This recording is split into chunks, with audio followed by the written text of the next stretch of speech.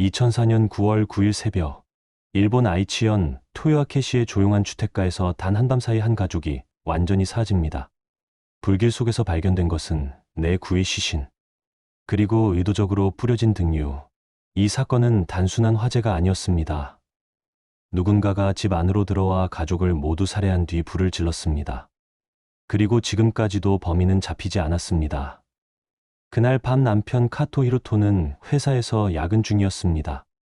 밤 11시 집에 전화를 걸었을 때까지만 해도 아무 이상이 없었습니다. 하지만 새벽 4시 형에게서 한 통의 연락을 받습니다. 집에 불이 났다. 그는 컴퓨터를 켜둔 채 곧바로 집으로 달려갑니다. 그러나 이미 집은 대부분 불타버린 상태였습니다. 그는 소방대원의 제지를 뿌리치고 안으로 들어가려 했지만 이미 늦었습니다. 가족은 모두 사망한 채 발견됩니다. 피해자는 4명, 어머니 토시오, 장남 유키, 장녀 리나, 막내 쇼고. 하지만 더 충격적인 것은 시신의 상태였습니다. 단순한 화재 사망이 아니었습니다.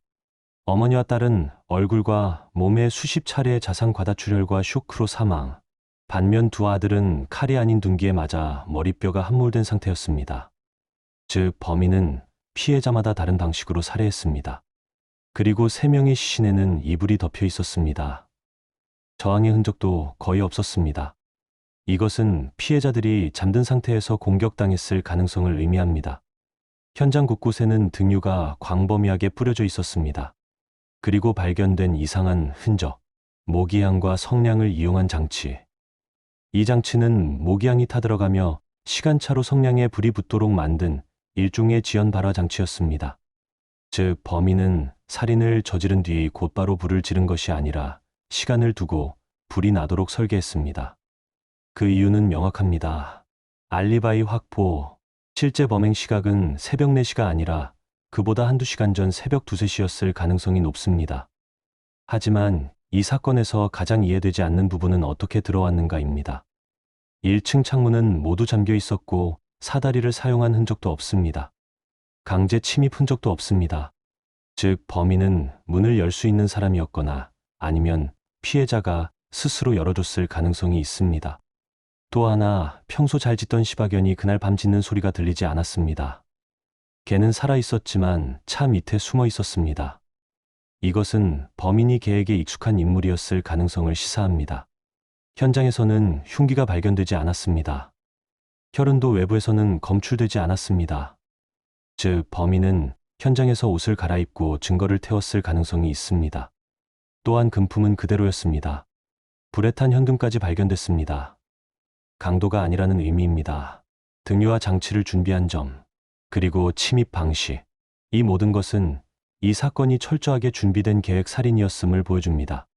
사건 1년 전 이미 이상한 일이 있었습니다.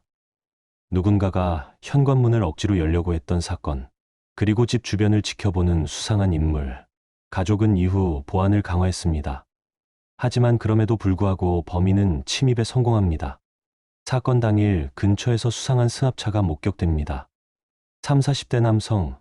하지만 이 역시 결정적인 단서로 이어지지 못했습니다.